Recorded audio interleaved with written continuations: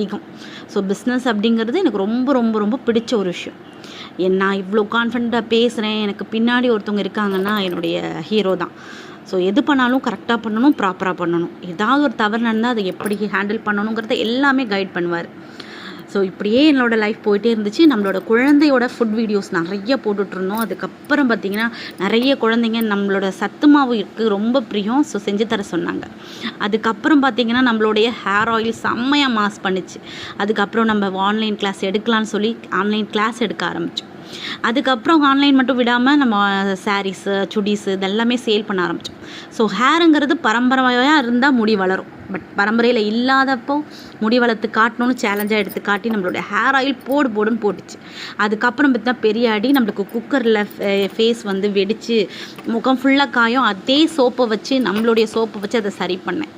அதுக்கப்புறம் ஃபங்க்ஷன் முடியுது, பெரிய ஆப்ரேஷன். அதுக்கப்புறம் என்னோடய லைஃப் அவ்வளோதான். இந்த ரூம்குள்ளே தான் இருக்க போகிறேன். இந்த வீட்டுக்குள்ளே இந்த பிள்ளைங்களை கண்ணால் வெறும் பார்த்துட்டு மட்டும்தான் நான் வாழ போகிறேன் அப்படின்னு நினச்சிட்டு என்னோடய லைஃப் வந்து போயிட்டு இருந்துச்சு.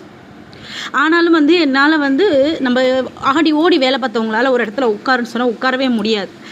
இந்த மாதிரி தான் வந்து ஒரு 15 டேஸ் இந்த பிளட் வந்து எப்போ நிற்கிதோ அப்போ தான் என் உடம்புலேருந்து இந்த டியூபை வந்து எடுப்பாங்க அப்படின்னு சொல்லி ஒரு 15 நாள் வந்து இதோடையே நான் சர்வே பண்ணுறேன். அப்போ ஃபுல்லாக என்னோடய மைண்ட் எப்படி இருக்குன்னா, அவ்வளோதான், இனிமேல் இந்த வீட்டுக்குள்ளே தான் நம்ம வாழுவோம், வெளியே எதுவும் பண்ண மாட்டோம், நம்ம அது செய்யணும் இதை செய்யணும் ரொம்ப ஆர்வம் ஜாஸ்தி. எல்லாமே கற்றுக்கணும், எல்லாமே செய்யணும் அப்படிங்கிற ஆர்வமாக இருக்க பிள்ளைய பிடிச்சி கட்டி போட்ட மாதிரி இப்படி ஒரு விஷயத்து நமக்கு நடந்துச்சுன்னா நான் எந்த அளவுக்கு ஒரு விஷயத்துக்குள்ளே இருப்பேன்னு யோசிச்சு பாருங்கள். இப்படி தான் இந்த டியூபை வந்து ரொம்ப போகும். நான் அடிக்கடி எடுத்துகிட்டு 2 டியூபை போட்டிருந்தாங்க. ஸோ இது வந்து ரொம்ப போகும். இது எப்போ கம்மியாகுதோ அப்போ தான் இந்த டியூபை வந்து எடுப்போம் அப்படிங்கிற மாதிரி சொல்லியிருந்தாங்க. ஸோ யாருக்காவது டிஸ்கஸாக இருந்துச்சுன்னா கொஞ்சம் பாஸ் பண்ணிக்கோங்க. பட் எதுக்காக நான் உங்களுக்கு சொல்கிறேன் அப்படின்னா, இதை விட பெரிய ஸ்ட்ரகிள்லாம் தாண்டி நம்மளால் முடியாதுன்னு நினச்சிட்ருக்கவங்களுக்கும் இதெல்லாம் ஸ்ட்ரகிளை தாண்டி வந்தவங்களுக்கும் ஜஸ்ட் ஒரு மோட்டிவேஷனலாக இருக்கட்டும். ஸோ நம்ம இப்போ படுற கஷ்டம்லாம் கஷ்டமே இல்லைங்கிறது புரியணுங்கிறதுக்காக தான்.